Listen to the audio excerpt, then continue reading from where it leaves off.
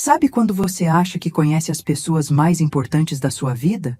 Que acredita que os laços de sangue são inquebráveis, que família é sagrada? Eu também acreditava nisso até os meus 62 anos. Me chamo Regina, e essa história começa no dia em que descobri que amor e respeito são coisas bem diferentes, e que às vezes a maior lição vem embrulhada no presente mais doloroso que você pode receber. Era dezembro de 2023, uma manhã quente de verão em São Paulo. O tipo de calor úmido que gruda na pele e faz você sonhar com a brisa do mar. Eu estava no meu apartamento da Vila Madalena, organizando pela terceira vez a mala para o cruzeiro que Bruno, meu filho, havia me convidado 3 meses antes. Lembro que quando ele me ligou em setembro, eu estava regando as plantas na varanda. A voz dele soou diferente, mais próxima, mais carinhosa. Ele me disse: "Mãe, que tal a gente fazer uma viagem em família? Você, eu, a Julie e as crianças. Um cruzeiro pelo litoral brasileiro. 7 dias só nossos." Meu coração disparou. Fazia 2 anos que não viajávamos juntos, desde antes da pandemia. E essa seria nossa primeira viagem em família desde que me aposentei do banco, em 2022. Paguei minha parte sem pestanejar. R$ 3.200. Para uma aposentada não era pouco, mas era um investimento em algo que eu considerava muito mais valioso. Tempo de qualidade com minha família. Comprei roupas novas, peças que não usava há anos, um maiô azul marinho com estampa discreta, blusas leves, um chapéu de palha florido que encontrei numa lojinha do Shopping Eldorado. Até uma saída de praia nova eu comprei, pensando nas fotos que tiraríamos juntos. Aquela manhã no apartamento, dobrei cada peça com cuidado, imaginando os momentos que estavam por vir.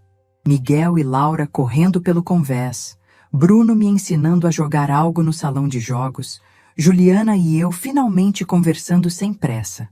Eu me sentia jovem de novo, cheia de expectativa. A sensação de pertencer, de ser incluída, de ser querida, isso não tem preço. Fechei a mala e olhei no espelho do quarto. Uma senhora de 62 anos, cabelos grisalhos bem cuidados, usando uma blusa floral nova e uma saia de linho. Estava me achando bonita, renovada. Sorri para meu reflexo e disse baixinho: "Vai ser incrível, Regina." Chamei um Uber às 10h30. O motorista, um senhor simpático chamado José, notou minha animação. "A senhora vai viajar?" Ele perguntou, vendo minha mala e meu chapéu. "Vou sim, um cruzeiro com minha família", respondi, e percebi que estava radiante. Durante todo o trajeto até Santos, que durou quase 2 horas no trânsito, conversamos sobre viagens, sobre família, sobre como é bom ter momentos especiais para guardar na memória. Quando chegamos ao Porto de Santos, meu coração estava disparado de expectativa. O movimento era intenso. Pessoas carregando malas, famílias inteiras caminhando animadas em direção ao terminal. O som das gaivotas misturado com as vozes empolgadas dos viajantes. O navio estava lá, imponente, branco e azul, muito maior do que eu imaginava. Era lindo. Peguei minha mala e caminhei em direção ao terminal, procurando Bruno, Juliana e as crianças pelos rostos na multidão. Imaginei Miguel correndo até mim, com aquele sorriso banguela. Laura me mostrando algum desenho que havia feito para a viagem. Minha mente já estava criando as lembranças que guardaríamos para sempre. Parei próxima à entrada do terminal e peguei o celular para avisar que havia chegado. Abri o grupo de WhatsApp Família Cruzeiro, que Bruno havia criado especialmente para coordenar a viagem, e digitei: "Gente, cheguei no porto. Mal posso esperar para ver vocês. Onde estão?" Apertei enviar e guardei o telefone, olhando ao redor à procura deles. 5 minutos se passaram. Nenhuma resposta. Peguei o celular novamente e vi que a mensagem havia sido entregue, mas ninguém tinha visualizado ainda. Pensei que talvez estivessem ocupados com as crianças, organizando as bagagens, ou quem sabe já dentro do navio organizando as cabines. Mais 5 minutos. O movimento ao meu redor continuava intenso, mas eu comecei a me sentir um pouco perdida ali, sozinha com minha mala florida, em meio a tantas famílias completas. Resolvi ligar diretamente para Bruno. Foi então que meu celular vibrou. Uma mensagem. Pensei que fosse ele me indicando onde encontrá-los, talvez dizendo que estavam na fila do check-in ou guardando lugar para mim em algum lugar. Abri o WhatsApp com um sorriso no rosto. A mensagem era do Bruno. Li uma vez. Li de novo. E mais uma vez, como se as palavras pudessem mudar de significado se eu lesse com mais atenção. Mãe, mudança de planos. Decidimos que o cruzeiro vai ser só para a família mesmo. Você entende, né? As crianças ficam mais à vontade assim. A gente se fala quando voltarmos. Só para a família. Como se eu não fosse família. Fiquei parada ali, no meio do movimento do porto, com minha mala florida e meu chapéu novo, sentindo o chão desabar debaixo dos meus pés. As pessoas continuavam passando ao meu redor. Casais de mãos dadas, famílias felizes carregando boias coloridas, crianças correndo animadas. E eu, uma senhora de 62 anos, descobrindo que era dispensável. Li a mensagem mais uma vez, procurando alguma explicação, algum pedido de desculpas, algum sinal de que aquilo era uma piada de mau gosto. Nada. Apenas a frieza de quem comunica uma decisão já tomada, sem espaço para discussão. Minha primeira reação foi negar. Certamente havia algum mal-entendido. Talvez uma das crianças tivesse passado mal, ou Juliana tivesse tido algum problema de última hora. Liguei para Bruno. O telefone chamou uma vez e caiu na caixa postal. Liguei de novo. Mesmo resultado. Tentei Juliana. Chamada rejeitada imediatamente. Mandei uma mensagem para ela. Julie, o que está acontecendo? Estou aqui no porto. Visualizada em poucos segundos, mas sem resposta. Foi nesse momento que a realidade bateu como uma onda fria. Não era mal-entendido. Não era emergência. Era uma escolha deliberada. Eles haviam planejado me excluir e tinham coragem de me comunicar isso apenas quando eu já estava no porto, pronta para embarcar. Sentei numa cadeira de plástico próxima ao terminal e simplesmente respirei. Ao meu redor, o mundo continuava em movimento. Famílias embarcando, funcionários do porto trabalhando, vendedores oferecendo lanches. Mas eu estava em uma bolha de silêncio e humilhação. Pensei nas roupas novas que havia comprado, no dinheiro que havia gasto, na expectativa que alimentei por meses. Pensei em como havia contado para as vizinhas, para as amigas do prédio, sobre a viagem em família que faríamos. Pensei na alegria genuína que senti quando Bruno me convidou.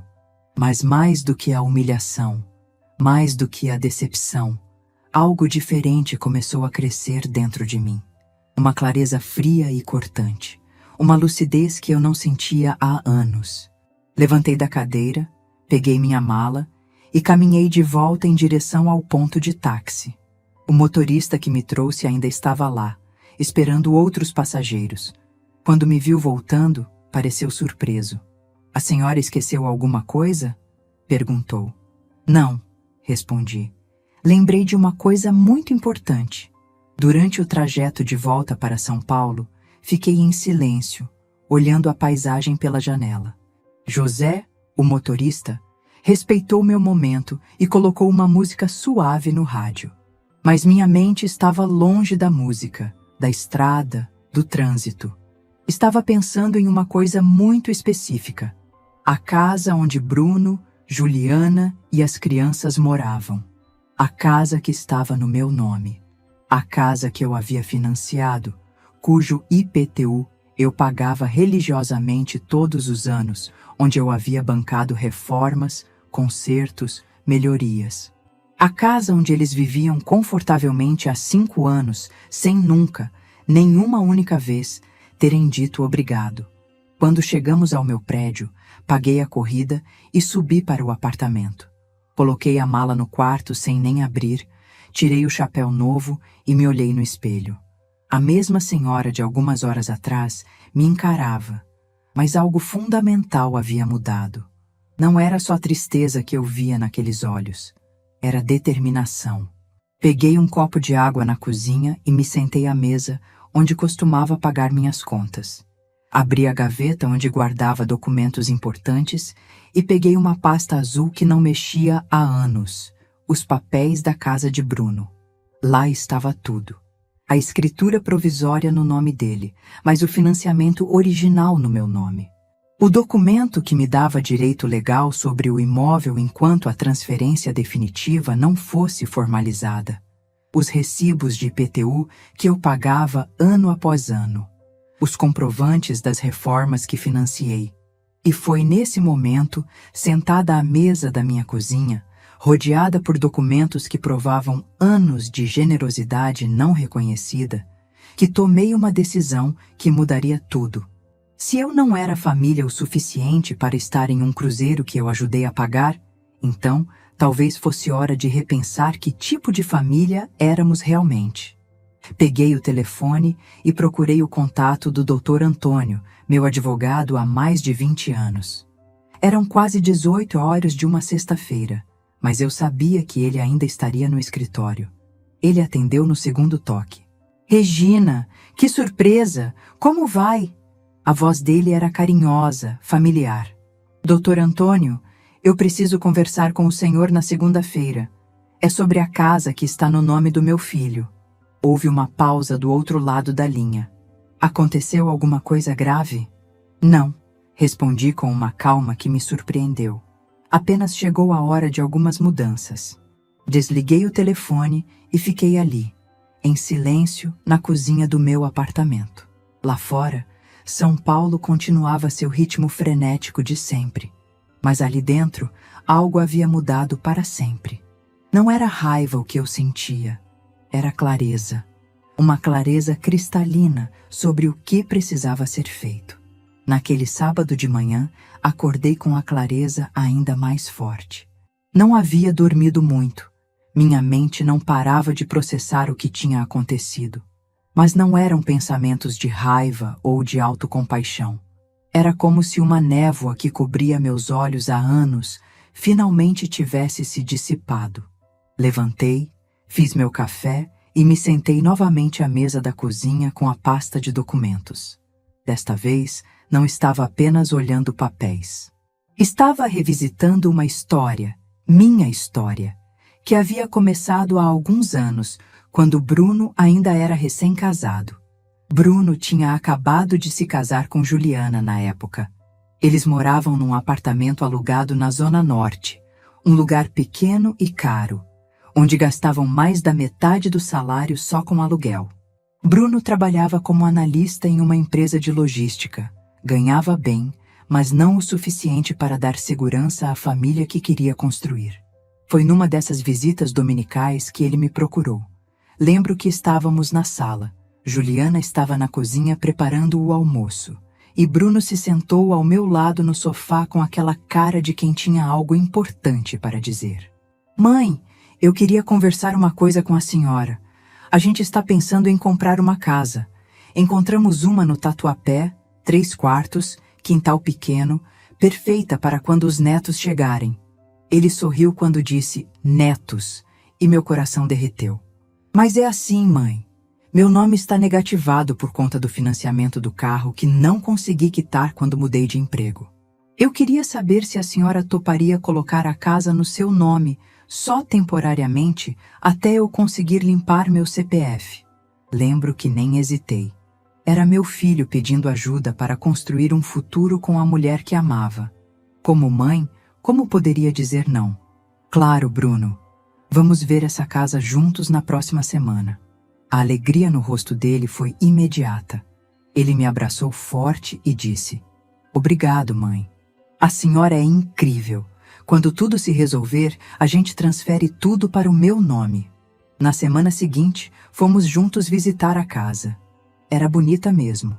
Uma construção bem conservada com um quintal onde eu já imaginava os futuros netos brincando. 3 quartos, 2 salas, cozinha espaçosa. Custava R$380 mil. É perfeita, Bruno, eu disse, vendo como ele e Juliana olhavam cada cômodo com olhos sonhadores. Vamos em frente. Assinei todos os papéis no banco. O financiamento ficou no meu nome, no meu CPF, com a minha aposentadoria como garantia. Bruno pagaria as prestações de R$ 1.800 mensais e, quando tudo estivesse quitado e sua situação regularizada, transferiríamos a propriedade para ele. Os primeiros tempos correram bem. Bruno pagava em dia, me mandava os comprovantes pelo WhatsApp, sempre agradecendo. Mãe, obrigado mais uma vez. Sem a senhora, nada disso seria possível. Eu me sentia útil, importante, parte fundamental da felicidade do meu filho. Algum tempo depois, Juliana engravidou dos gêmeos. Foi um período difícil. Gestação de risco, ela precisou ficar de repouso. Bruno faltou muito no trabalho para acompanhar os exames médicos. As prestações da casa começaram a atrasar. Um mês aqui, outro ali. Mãe, estou num aperto esse mês. Pode me ajudar com a prestação da casa? Claro que ajudei. Eram circunstâncias especiais. Meus netos estavam chegando.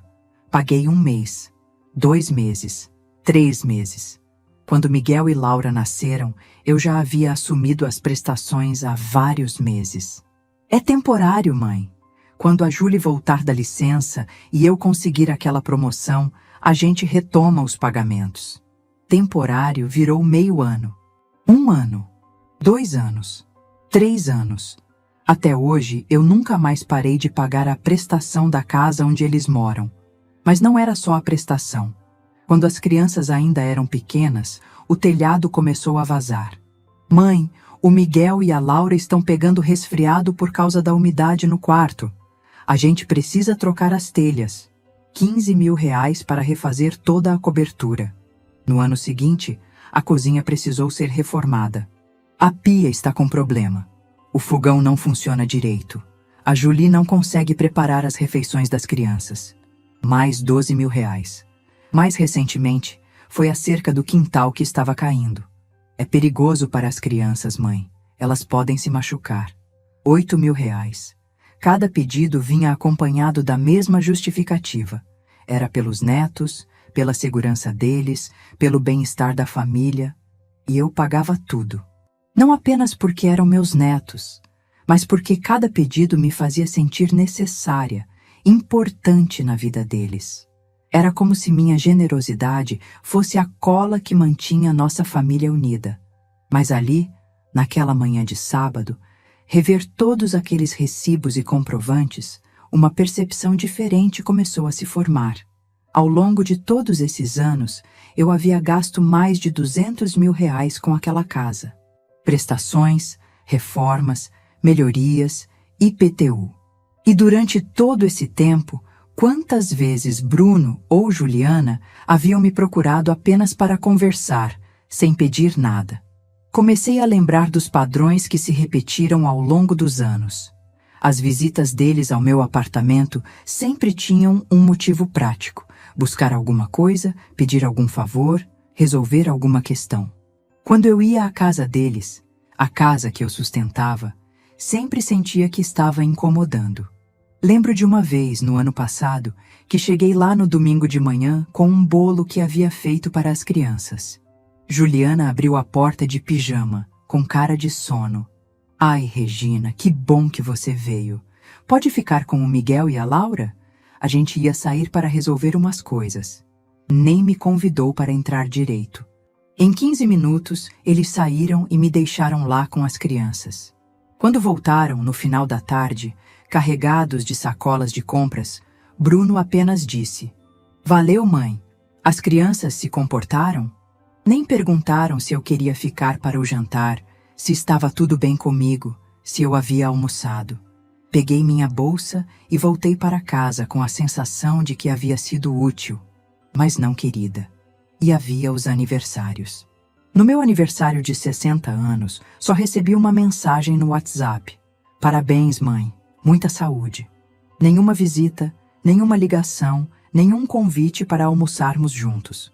Mas quando era aniversário das crianças, era eu quem organizava as festas, pagava o buffet, comprava os presentes mais caros. No último aniversário dos gêmeos, gastei quase R$ 3.000 numa festa que eles nem me agradeceram direito. Miguel e Laura ficaram mais empolgados com os presentes que ganharam dos amiguinhos da escola do que com o que eu havia dado. E Bruno estava ocupado demais tirando fotos para postar nas redes sociais para perceber que eu estava sentada sozinha numa mesa no canto. O relacionamento com Juliana nunca foi fácil, mas eu sempre tentei. Nos primeiros tempos, eu a convidava para almoçarmos juntas, só nós duas, para nos conhecermos melhor. Ela sempre arrumava uma desculpa: trabalho, cansaço, compromissos com as amigas. Depois que as crianças nasceram, pensei que isso mudaria, que teríamos mais assuntos em comum. Mas não mudou. Juliana me tratava com educação distante, como se eu fosse uma visita que ela tolera por educação. Nas raras vezes que conversávamos, eram sempre sobre as crianças ou sobre algum problema da casa. Nunca sobre como ela estava se sentindo, nunca sobre seus sonhos, medos, alegrias. Era como se eu fosse apenas a sogra que resolve os problemas financeiros. E Bruno, meu filho, que um dia foi meu companheiro, meu confidente, aos poucos foi se tornando apenas alguém que aparecia quando precisava de alguma coisa. Nossas conversas se resumiam a: "Oi, mãe, como está? Escuta, será que você pode me ajudar com uma coisa?" Sentada ali na minha cozinha, mexendo naqueles papéis, percebi que havia me tornado uma conveniência na vida deles.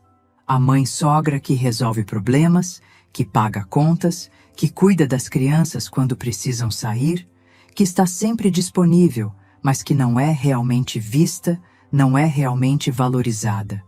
Lembrei de quantas vezes, ao longo dos anos, sugeri que fizéssemos uma viagem juntos.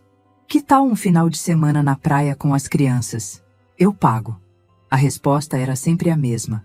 Ai, mãe, a gente está muito corrido, quem sabe mais para frente? Mais para frente nunca chegava, até que chegou. Há alguns meses, quando Bruno me ligou falando do cruzeiro. A diferença é que dessa vez a ideia havia partido dele, não minha. E eu, ingênua, pensei que finalmente havia conquistado um lugar real na vida da minha família. Mas o que aconteceu no porto me mostrou a verdade. Eu só tinha valor quando estava pagando as contas. Quando se tratava de momentos de diversão, de convivência genuína, de criação de memórias afetivas, eu era dispensável. Fechei a pasta de documentos e caminhei até a janela da sala. Lá embaixo, a vida seguia seu curso normal. Pessoas indo e vindo, famílias passeando com crianças, casais caminhando de mãos dadas. Famílias de verdade, pensei. Onde as pessoas se importam umas com as outras, não apenas quando precisam de alguma coisa. Peguei o celular e abri o WhatsApp. No grupo Família Cruzeiro não havia nenhuma mensagem nova, nenhuma explicação melhor, nenhum pedido de desculpas. Nenhum sinal de que Bruno ou Juliana sentiam algum remorso pelo que haviam feito. Era como se eu simplesmente não existisse. Abri minha conversa individual com Bruno. A última mensagem dele era aquela: mudança de planos. Decidimos que o cruzeiro vai ser só para a família mesmo. Embaixo estava escrito visualizada. Ele sabia que eu havia lido. Não se importou em mandar nenhum desculpa ou conversamos quando eu voltar. Foi nesse momento que uma memória muito clara me veio à mente. Bruno ainda era criança, devia ter uns 7 anos. Ele havia quebrado o vaso de cristal da minha mãe, uma lembrança que eu estimava muito. Quando confrontei, ele mentiu. Disse que não havia sido ele. Eu sabia que estava mentindo, mas disse: Bruno, mentir é pior do que quebrar o vaso. Se você me contar a verdade, eu não vou ficar brava. Ele pensou um momento e disse: Foi sim, mãe. Desculpa. Eu estava brincando e esbarrei sem querer. Eu o abracei e disse: Obrigada por me contar a verdade. Acidentes acontecem, mas mentir machuca mais do que qualquer vaso quebrado. Onde estava aquele menino que aprendeu que sinceridade e respeito eram mais importantes que qualquer objeto material? Quando ele se tornou esse homem que me excluía da própria família sem sequer uma explicação decente? Voltei para a cozinha e preparei um almoço simples. Enquanto comia, pensei em toda a generosidade que havia dedicado àquela família ao longo dos anos. Não apenas financeira, mas emocional. Quantas vezes deixei de fazer coisas que queria para estar disponível quando precisassem? Quantas viagens deixei de fazer porque gastei o dinheiro com reformas na casa deles? Lembrei que desde que me aposentei, havia feito exatamente 3 viagens para mim. Uma para visitar minha irmã em Curitiba, um final de semana em Campos do Jordão com amigas do trabalho e uma excursão de um dia para Aparecida do Norte. 3 viagens pequenas e baratas em 2 anos. Enquanto isso, Bruno e Juliana faziam viagens regulares. Ano passado foram para Florianópolis com as crianças. Antes disso, passaram uma semana em Maceió. Sempre me mandavam fotos pelo WhatsApp, a família feliz na praia, as crianças brincando na areia. Eu curtia as fotos e pensava, que bom que eles podem proporcionar essas experiências para Miguel e Laura. Nunca parei para calcular que enquanto eles faziam essas viagens familiares, eu estava em casa pagando as prestações da casa onde eles moravam, os impostos da propriedade que eles usufruíam, as reformas que tornavam a vida deles mais confortável. Terminei o almoço e lavei a louça devagar, perdida em pensamentos. Era sábado à tarde, um desses sábados tranquilos em que eu costumava ligar para Bruno para saber como estavam as crianças, se precisavam de alguma coisa, se queriam que eu passasse lá para fazer um almoço de domingo. Mas naquele sábado, pela primeira vez em anos, não senti vontade de ligar. Não porque estava magoada, embora estivesse, mas porque finalmente estava enxergando o padrão.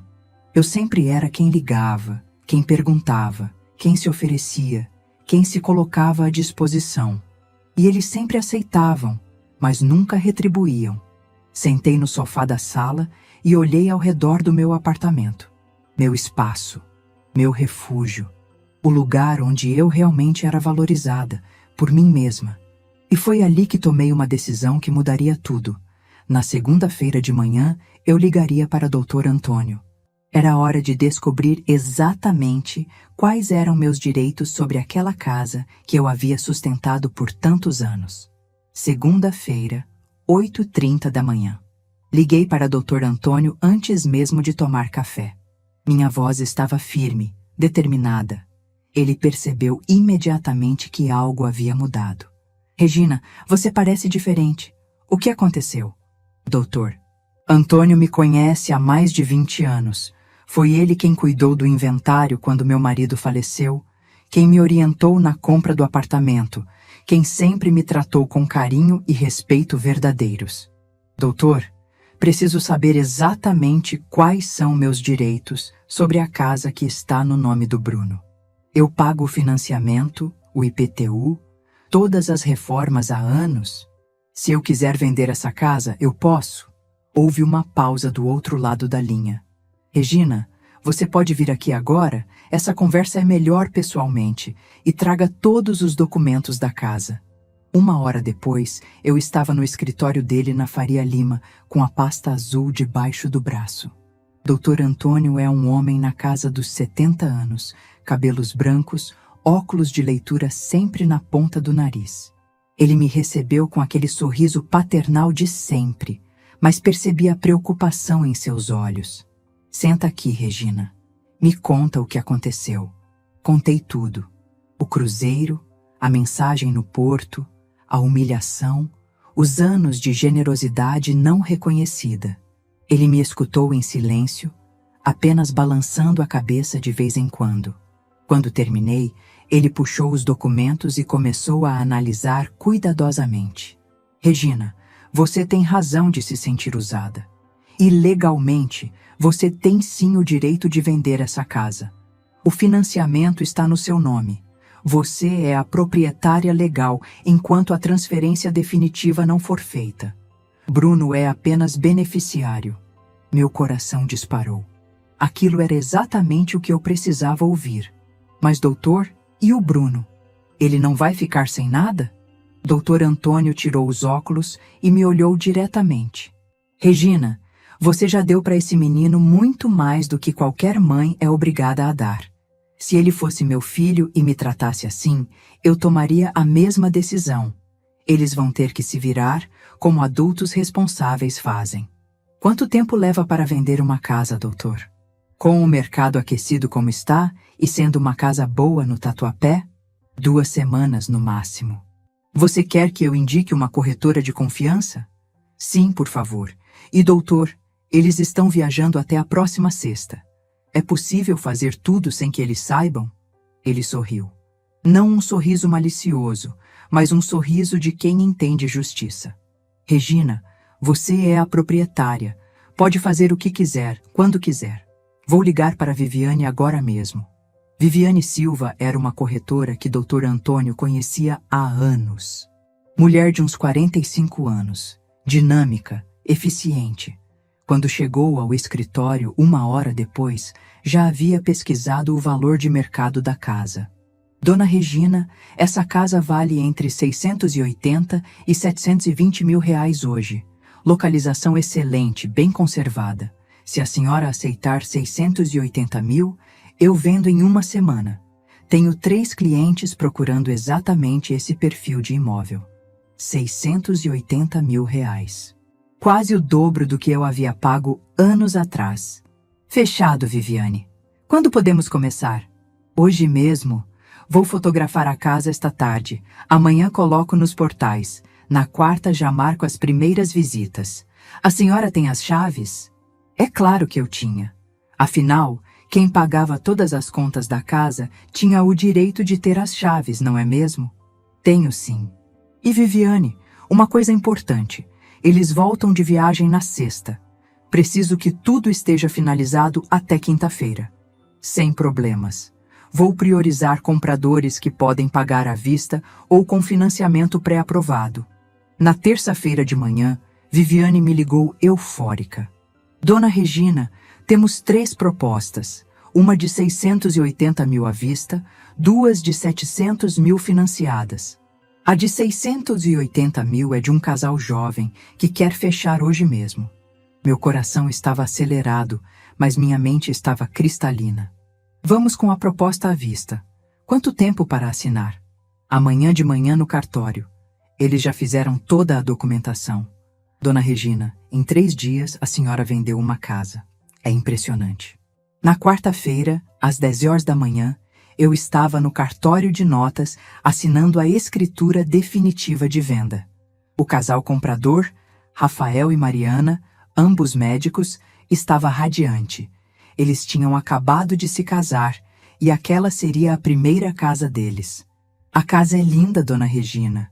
A senhora cuidou muito bem dela, disse Mariana, segurando as chaves novas com os olhos brilhando. Eu sorri. Tenho certeza de que vocês vão ser muito felizes lá. E era verdade. Pela primeira vez em anos, eu sentia que aquela casa ia abrigar pessoas que realmente a valorizariam. Mas ainda havia uma questão prática a resolver. Os pertences de Bruno, Juliana e das crianças. Eu não era uma pessoa vingativa ou cruel.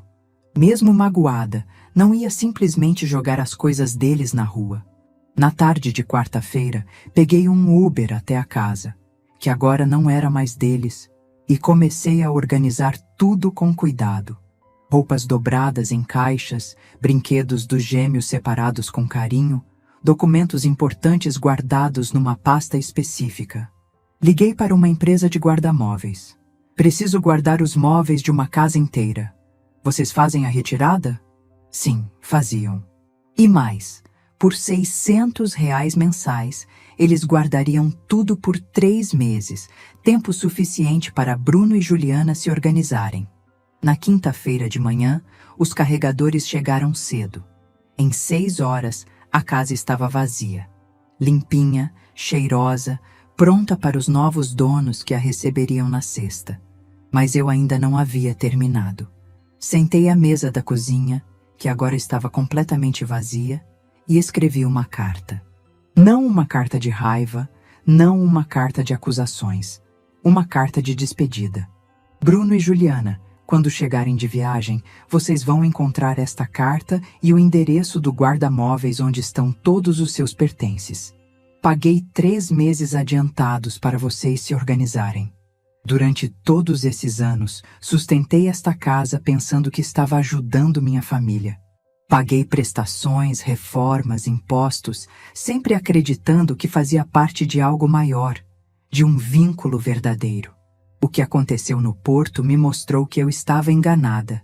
Se não sou família o suficiente para estar em um cruzeiro que ajudei a pagar, então talvez não seja família o suficiente para sustentar uma casa onde não sou realmente bem-vinda.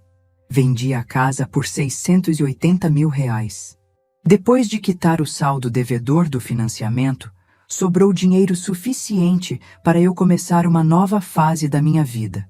Uma fase onde serei valorizada por quem eu sou, não pelo que posso pagar. Não fiz isso por vingança, Bruno. Fiz porque finalmente entendi que respeito não se mendiga, se conquista. E amor sem respeito é só uma palavra bonita. Desejo que vocês encontrem sua independência e que, quem sabe um dia, aprendam a valorizar as pessoas que realmente os amam. Regina. Deixei a carta em cima da pia da cozinha, junto com o cartão do guarda-móveis e as chaves da casa, que agora pertenciam aos novos proprietários. Quando saí daquela casa pela última vez, não senti tristeza. Senti alívio. Um alívio profundo, como se um peso enorme tivesse saído dos meus ombros. Peguei o Uber de volta para meu apartamento e, no caminho, olhei os números no meu celular. Depois de quitar o financiamento, eu havia ficado com R$280 mil limpos. Era mais dinheiro do que eu já havia tido na conta ao mesmo tempo. Mas o mais importante não era o dinheiro. Era a sensação de que, aos 62 anos, eu finalmente havia tomado uma decisão apenas para mim. Uma decisão baseada no meu valor próprio, na minha dignidade. Cheguei em casa e me sentei no sofá com uma xícara de café. Era quinta-feira à tarde. Bruno e Juliana voltariam do cruzeiro no dia seguinte. Em algumas horas, eles descobririam que a vida havia mudado completamente. Peguei o computador e comecei a pesquisar algo que há anos só ficava no mundo dos sonhos: passagens de avião para o Nordeste. Sempre tive vontade de conhecer Recife, de ver o mar de lá, de experimentar a cultura pernambucana. Encontrei um pacote perfeito: voo, hotel na beira-mar, passeios incluídos, 15 dias em Recife por R$8 mil. Antigamente eu pensaria, não posso gastar isso, e se Bruno precisar de alguma coisa? Mas naquela tarde eu pensei, Regina, você tem 62 anos e R$280 mil na conta. Se não é agora, quando vai ser? Cliquei em comprar. A confirmação chegou no meu e-mail em 5 minutos. Vou para Recife na segunda-feira de manhã. Pela primeira vez em muito tempo, eu não estava fugindo de alguma coisa. Estava correndo em direção a algo. Minha própria liberdade. Sexta-feira, 14h30. Eu estava organizando minha mala para Recife quando o telefone tocou. Era um número desconhecido, mas eu atendi mesmo assim. Regina, aqui é a Viviane, da imobiliária. Os novos proprietários já pegaram as chaves e estão instalados na casa. Tudo correu perfeitamente. Ah, e dona Regina? Teve um rapaz na porta perguntando sobre você. Disse que era seu filho. Bruno já havia descoberto. O que você disse para ele, Viviane? Apenas que a venda foi legalizada e que havia uma carta explicando tudo. Ele ficou bem alterado, mas não disse nada desrespeitoso. Só pediu seu telefone, que eu não passei, claro. Obrigada, Viviane. Você fez tudo certo. Desliguei e olhei para o celular. 7 chamadas perdidas de Bruno, 3 de Juliana. 15 mensagens no WhatsApp. Não li nenhuma delas. Terminei de fazer a mala e me deitei cedo. No sábado e domingo, mantive o celular no silencioso. Sabia que eles tentariam me procurar, que viriam ao meu prédio, mas eu não estava pronta para essa conversa. Primeiro, precisava me reencontrar. Segunda-feira, 6h da manhã. Uber a caminho do aeroporto. Meu coração estava acelerado, mas não de ansiedade, de expectativa. Quando foi a última vez que senti essa ansiedade boa, essa sensação de que algo especial estava por vir? No avião, escolhi a poltrona da janela. Quando São Paulo ficou lá embaixo, pequena e distante, senti uma liberdade que não experimentava há décadas. Não tinha ninguém esperando que eu resolvesse problema algum, ninguém precisando que eu pagasse conta nenhuma. Apenas eu, voando em direção ao desconhecido. Aterrissei em Recife numa manhã ensolarada de dezembro. O calor úmido me abraçou assim que saí do aeroporto. O hotel ficava em Boa Viagem, de frente para o mar. Quando entrei no quarto e abri a janela, a primeira coisa que vi foi aquele azul infinito do Oceano Atlântico. Chorei. Chorei olhando para o mar, sentindo a brisa salgada no rosto. Não era tristeza, era gratidão.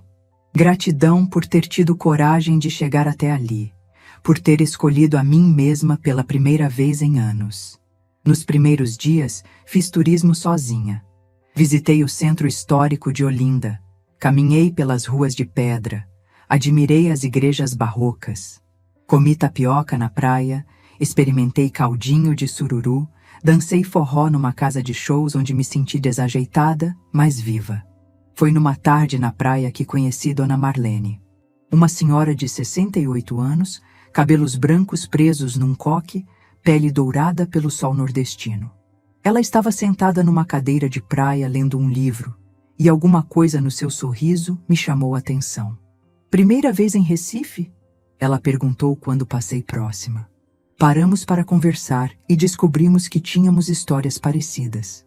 Dona Marlene havia se mudado para Recife 3 anos antes, depois que o marido faleceu e os filhos decidiram que ela dava muito trabalho para cuidar sozinha em São Paulo. Sabe o que eu descobri aqui, Regina? Que solidão não é estar sozinha. Solidão é estar cercada de gente que não te enxerga. Aqui eu tenho amigas de verdade, tenho atividades que me fazem bem, tenho uma vida que é minha. Dona Marlene me apresentou ao seu grupo. 8 mulheres entre 55 e 75 anos que se encontravam toda terça e quinta na praia para caminhada. E toda sexta numa casa de cultura para aulas de pintura. Você pinta? Perguntou Sônia, uma ex-professora de 61 anos que havia se aposentado e descoberto um talento escondido para a aquarela. Pintava, respondi. Quando era jovem, adorava. Mas faz mais de 20 anos que não pego num pincel.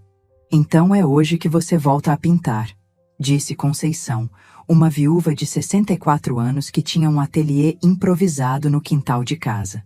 Amanhã você vem comigo. Vou te emprestar tudo, tinta, pincel, tela. Você só precisa trazer à vontade. Na sexta seguinte, estava eu sentada no quintal da Conceição, com um pincel na mão e uma tela em branco na minha frente. Pinta o que você está sentindo agora, ela disse. Não pensa, só sente. Comecei pintando uma onda, depois outra e outra. Sem perceber, havia criado um mar revolto, mas com um céu azul sereno acima. É lindo, Regina, disse Marlene, que estava ao meu lado pintando um pôr do sol. É a sua alma saindo pela tinta. Durante 2 semanas, vivi uma rotina que não tinha há anos.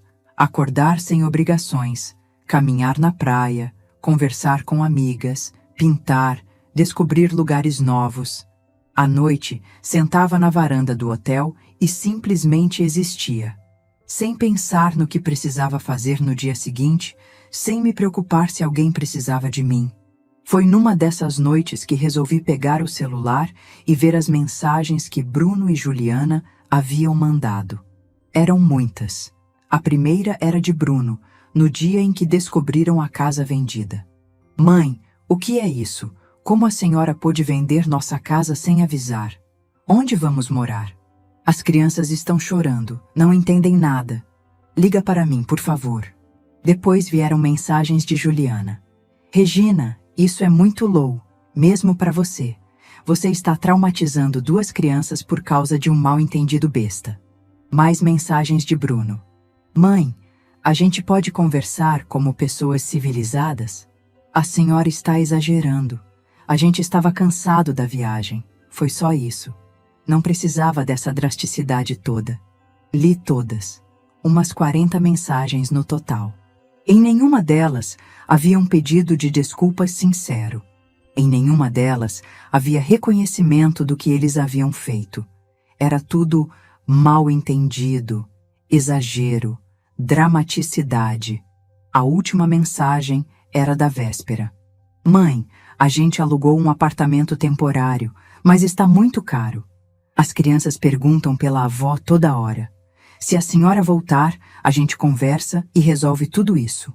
Fechei o WhatsApp e olhei para o mar. Lá estava eu, numa varanda em Recife, cercada pelo som das ondas, respirando um ar novo, convivendo com pessoas que me acolheram sem me conhecer, sem precisar de nada em troca. E lá estavam eles em São Paulo, ainda achando que o problema era mal entendido, ainda esperando que eu voltasse e resolvesse a vida deles como sempre fiz. Digitei uma resposta simples. Bruno, vocês são adultos. Tenho certeza de que vão se virar bem. Quando quiserem conversar de verdade, não para resolver problemas práticos, mas para reconstruir nossa relação com base no respeito, me procurem. Até lá, estou aprendendo a viver minha própria vida. Enviei e bloqueei os contatos deles por tempo indeterminado. Não era crueldade, era autopreservação. No último dia em Recife, Dona Marlene me fez uma proposta inesperada. Regina, você já pensou em morar aqui? Eu sei que você tem família em São Paulo, mas família de verdade a gente escolhe, e você já faz parte da nossa. A ideia me assustou e me empolgou ao mesmo tempo. Mudar de cidade aos 62 anos? Recomeçar longe de tudo que conhecia? Não precisa decidir agora, disse Conceição. Mas fica sabendo que aqui você tem casa, tem amigas, tem um lugar onde é valorizada. Voltei para São Paulo numa quinta-feira, mas não voltei a mesma pessoa. 16 dias em Recife me ensinaram que existem pessoas no mundo dispostas a construir vínculos baseados em carinho genuíno, não em conveniência. Quando entrei no meu apartamento da Vila Madalena, ele parecia menor, mais silencioso. Não era mais o meu refúgio, era só um lugar onde eu morava. No primeiro final de semana de volta, montei um pequeno ateliê na varanda. Comprei tintas, pincéis, telas. Voltei a pintar com a mesma paixão que tinha aos 20 anos, mas agora com a sabedoria dos 60. Foi pintando que tomei uma decisão que nem eu esperava. Ia vender o apartamento em São Paulo e me mudar definitivamente para Recife. Não estava fugindo de São Paulo. Estava correndo em direção a uma vida que finalmente fazia sentido. Liguei para Dr. Antônio. Doutor, preciso vender meu apartamento. Ele riu do outro lado da linha. Regina, você não para mesmo. Já decidiu o que vai fazer da vida? Decidi sim. Vou morar em Recife, perto de pessoas que me fazem bem. Vou pintar, vou caminhar na praia todos os dias. Vou viver de verdade pela primeira vez em muito tempo. E o Bruno? O Bruno é um homem adulto, doutor. Já passou da hora de ele aprender a resolver a própria vida. Se um dia ele quiser ter uma relação de verdade comigo, baseada em respeito e carinho, não em necessidade, ele sabe onde me encontrar. 2 semanas depois, estava eu organizando a mudança. O apartamento foi vendido rapidamente. São Paulo sempre tem procura. Com o dinheiro da casa e do apartamento, eu teria segurança financeira para o resto da vida. Mas o mais importante não era isso. O mais importante era que aos 62 anos eu havia descoberto que nunca é tarde para recomeçar. Nunca é tarde para escolher ser feliz. Nunca é tarde para entender que amor próprio não é egoísmo, é sobrevivência. No último dia em São Paulo, desbloqueei os contatos de Bruno e Juliana e mandei uma última mensagem. Estou me mudando para Recife. Quando vocês estiverem prontos para uma conversa de igual para igual, sabem como me encontrar.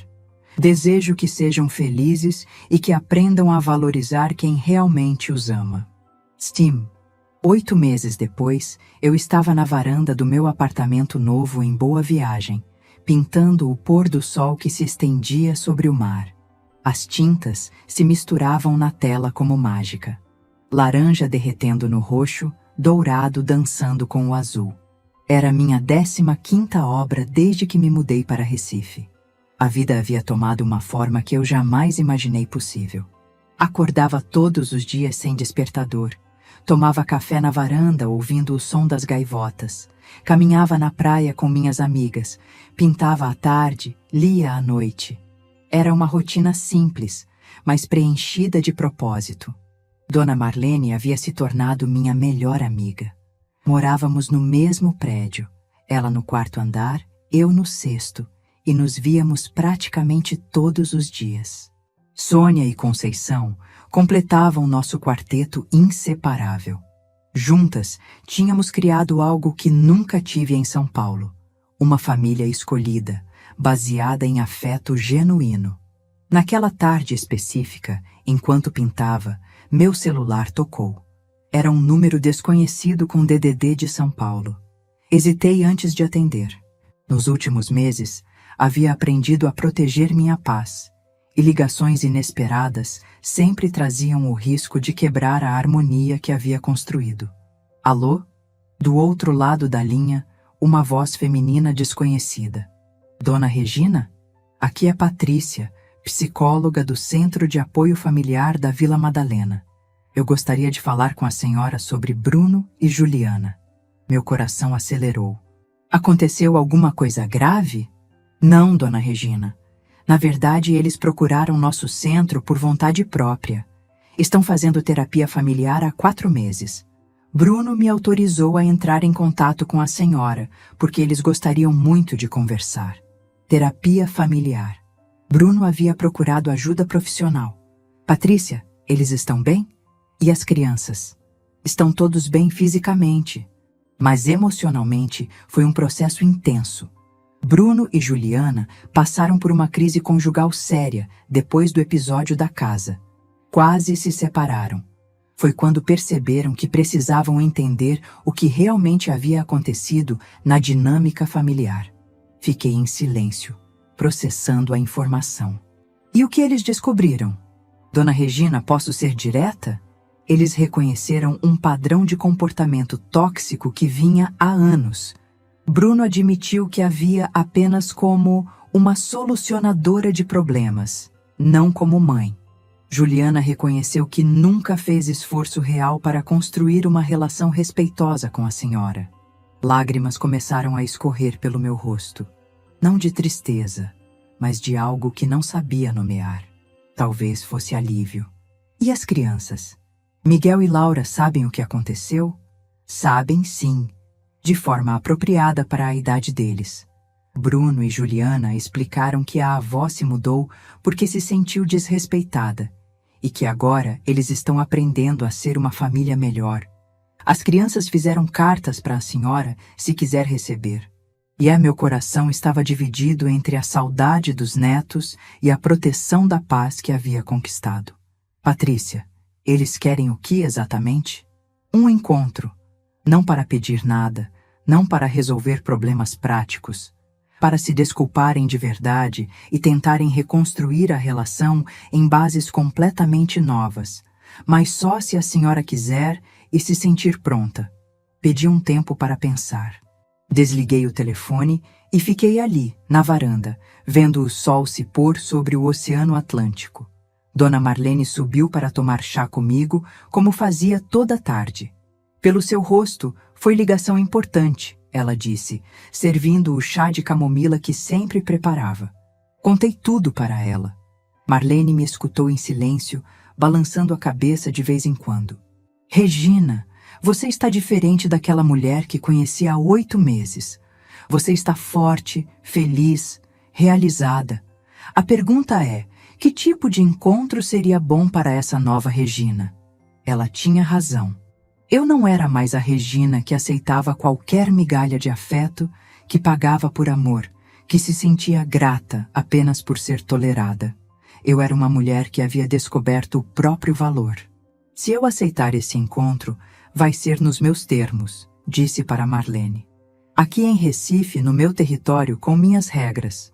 No dia seguinte, liguei para a Patrícia. Aceito conversar com eles, mas vai ser aqui em Recife, no final de semana que vem. Eles que venham até mim. Uma semana depois, estava eu no aeroporto do Recife, esperando Bruno, Juliana, Miguel e Laura. Meu coração batia acelerado, mas não era ansiedade. Era expectativa misturada com uma firmeza que nunca havia sentido antes. Quando eles saíram da área de desembarque, quase não reconheci meu filho. Bruno estava mais magro, com olheiras profundas, uma expressão que nunca havia visto nele antes. Humildade. Juliana também parecia diferente. Menos altiva, mais insegura. Mas as crianças... Miguel e Laura correram na minha direção com aquele sorriso puro de sempre. "Vovó Regina, você está tão bonita!" gritou Laura, me abraçando com força. Miguel veio logo atrás. "Vovó, a gente sentiu muito sua falta. Por que você foi embora?" Abracei meus netos com todo o amor que havia guardado nesses meses. Eles estavam maiores. Laura havia perdido 2 dentinhos da frente. Miguel estava com um óculos novo. "Vovó precisava descobrir como ser feliz de verdade", respondi, beijando o topo das cabecinhas deles. Bruno se aproximou devagar. "Mãe", a voz dele estava embargada. "A senhora está... diferente, mais bonita." Era verdade. 8 meses de sol nordestino, caminhadas na praia, alimentação saudável e principalmente paz de espírito haviam me transformado. Estava bronzeada, mais magra, com os cabelos mais longos e soltos. Usava um vestido leve e colorido que havia comprado numa lojinha de Olinda. "É o que acontece quando a gente se valoriza, Bruno", respondi, sem hostilidade, mas com firmeza. Juliana deu um passo à frente. Pela primeira vez na vida, vi lágrimas em seus olhos. "Regina, eu preciso te pedir desculpas. De verdade. Por tudo." "Não aqui no aeroporto", respondi calmamente. "Vocês vieram até Recife para conversarmos. Vamos fazer isso direito." Levei todos para o hotel onde havia reservado quartos para eles. Eu mesma paguei, mas dessa vez foi uma escolha, não uma obrigação. Depois os trouxe para meu apartamento.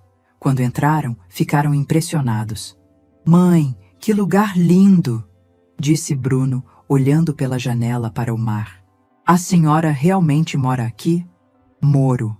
E sou muito feliz aqui." Mostrei meu pequeno ateliê na varanda, as telas que havia pintado, as plantas que cultivava. Miguel e Laura ficaram encantados com os quadros. "Vovó, você pinta? Não sabia que você sabia pintar." "Aprendi quando era jovem, mas parei. Aqui em Recife, eu redescobri essa paixão." Bruno olhava tudo com uma expressão que não conseguia decifrar. Surpresa? Admiração? Talvez fosse a primeira vez que ele me via como uma pessoa completa, não apenas como sua mãe. À tarde, depois que as crianças se distraíram brincando na piscina do prédio com outras crianças do condomínio, sentamos os 3 na varanda para a conversa que todos sabíamos que precisava acontecer. Bruno começou. "Mãe, eu vim aqui para me desculpar. Não pedir perdão, porque sei que não mereço. Mas para reconhecer que durante anos eu tratei a senhora como um banco, não como minha mãe." Suas palavras eram pesadas, carregadas de uma sinceridade que eu nunca havia ouvido antes. Eu me acostumei tanto com sua generosidade que esqueci que por trás dos favores havia uma pessoa com sentimentos, com necessidades, com sonhos. Juliana engoliu em seco e falou: "Regina, eu nunca me esforcei para te conhecer de verdade. Na minha cabeça, você era a sogra que resolvia os problemas, e isso me bastava.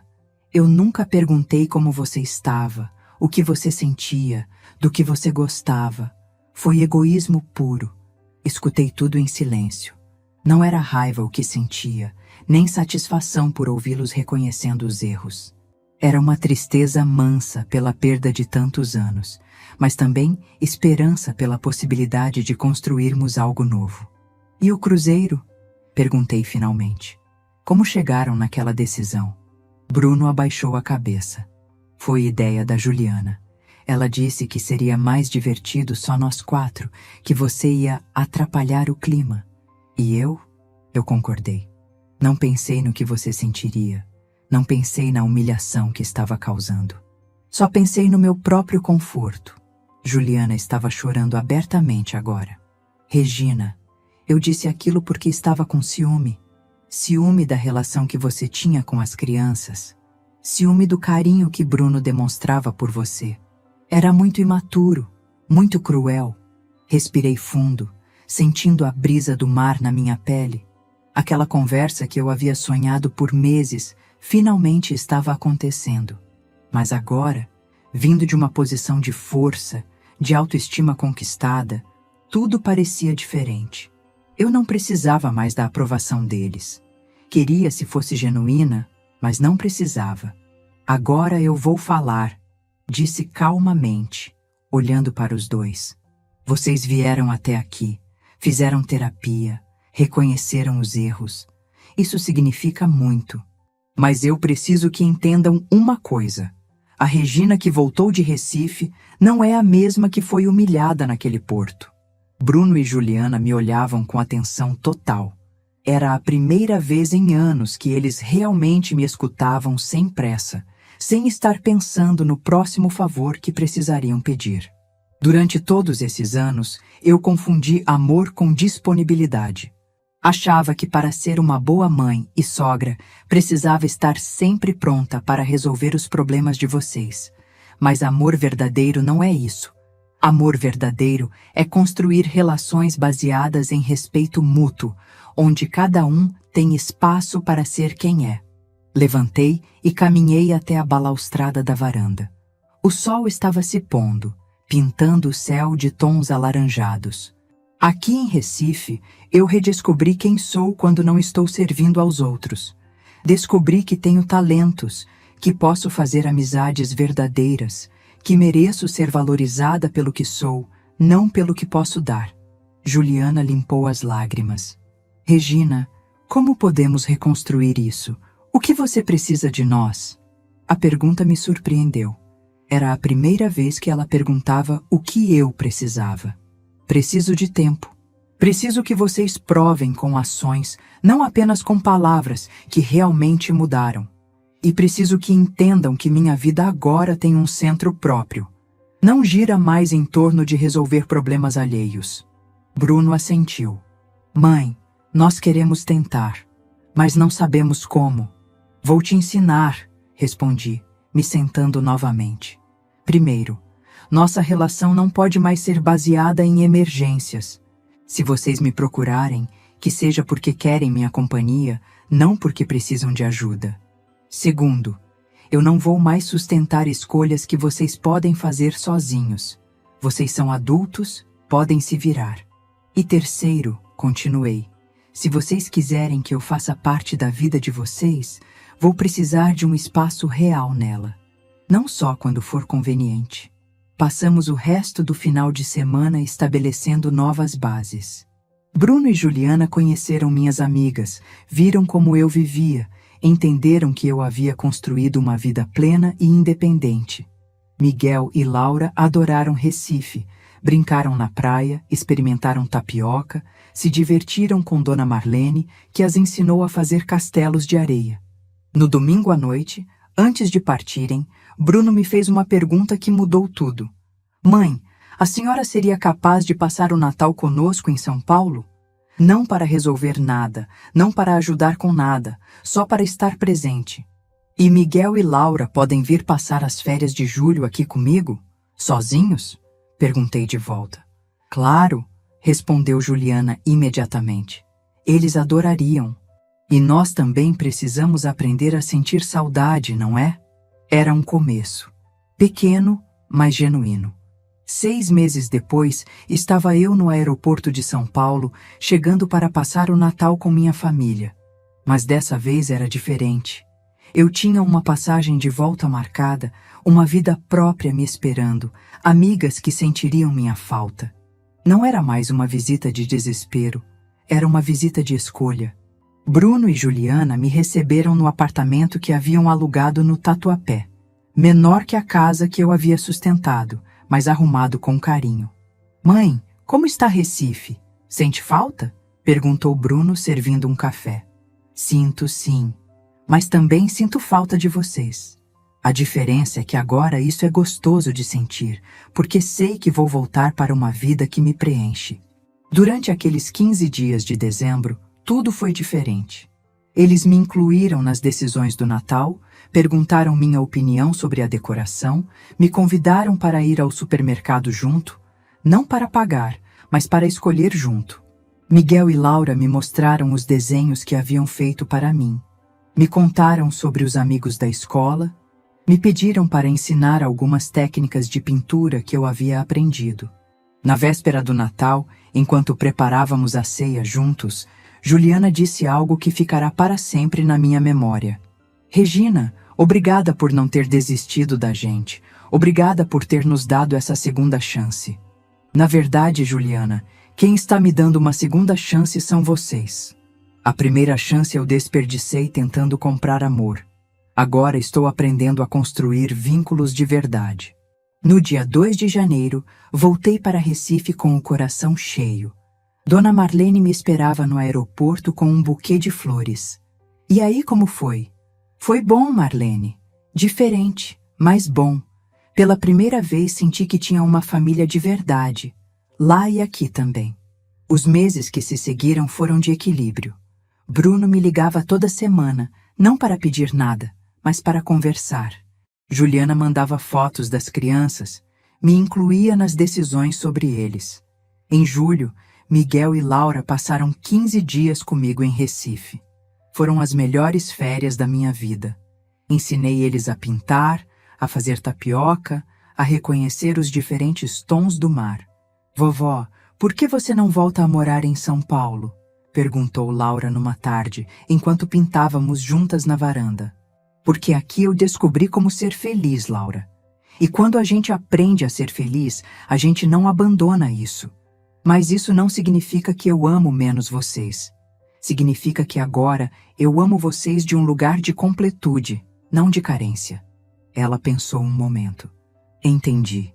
É como quando a gente está feliz brincando sozinha, e aí fica ainda melhor quando alguém vem brincar junto. Exatamente, meu amor.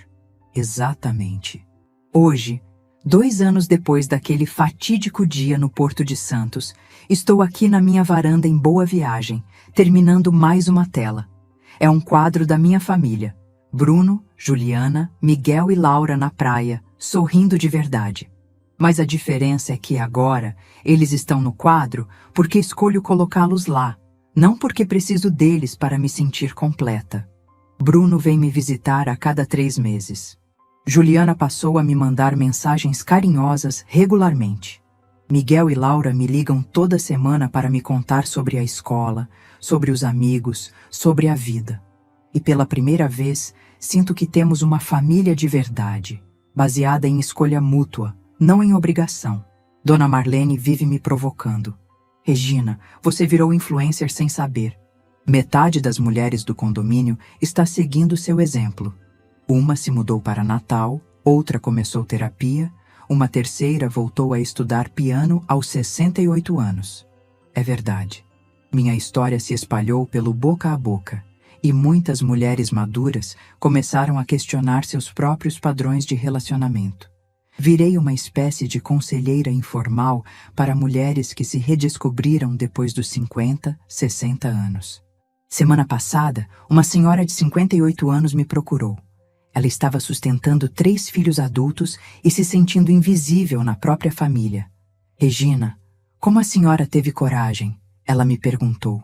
Coragem não, querida. Foi desespero mesmo. Mas o desespero às vezes é o empurrão que a gente precisa para tomar as decisões que deveria ter tomado há anos. E é isso que eu quero deixar para quem está me ouvindo agora. Nunca é tarde para recomeçar. Nunca é tarde para se valorizar. Nunca é tarde para entender que você merece ser amado pelo que é, não pelo que pode dar. Amor verdadeiro não cansa, não explora, não humilha. Amor verdadeiro celebra, inclui, valoriza. E se as pessoas ao seu redor não conseguem oferecer isso, talvez seja a hora de encontrar pessoas que consigam. Família não é só quem nasce com você. Família é quem escolhe ficar, quem te vê de verdade, quem te faz sentir que você importa. E às vezes, para encontrar essa família, precisamos ter coragem de perder quem não soube nos valorizar. Minha história não é sobre vingança, é sobre libertação. Não é sobre punir quem me machucou, é sobre escolher quem merece meu amor. Não é sobre destruir vínculos, é sobre construir relacionamentos baseados em verdade. Se você se identificou com minha jornada, se você também se sente invisível na própria família, se você também confunde amor com disponibilidade, saiba que você merece mais. Muito mais. Olho agora para o horizonte de Recife, onde o sol se põe todos os dias pintando o céu de cores que nem eu conseguiria replicar numa tela. Miguel e Laura chegam amanhã para mais uma temporada de férias. Bruno e Juliana vêm no próximo mês para conhecer meu mais novo projeto, uma oficina de arte-terapia para mulheres que estão recomeçando a vida. Eu poderia ter envelhecido sendo a sogra conveniente, a mãe disponível, a avó que resolve tudo. Teria sido mais fácil, certamente. Mas teria valido a pena? Preferi escolher o caminho mais difícil, o caminho do amor próprio. E descobri que, quando você se ama de verdade, o amor que você oferece aos outros se torna infinitamente mais valioso. Porque quando você deixa de mendigar afeto, você finalmente consegue reconhecer amor verdadeiro quando ele aparece. E amigos, amor verdadeiro sempre aparece. Mas primeiro, você precisa se amar o suficiente para merecê-lo. Se essa história tocou seu coração, deixe seu like, se inscreva no canal e comente aqui embaixo. No meu lugar, o que você faria? Sua mensagem pode iluminar o dia de alguém.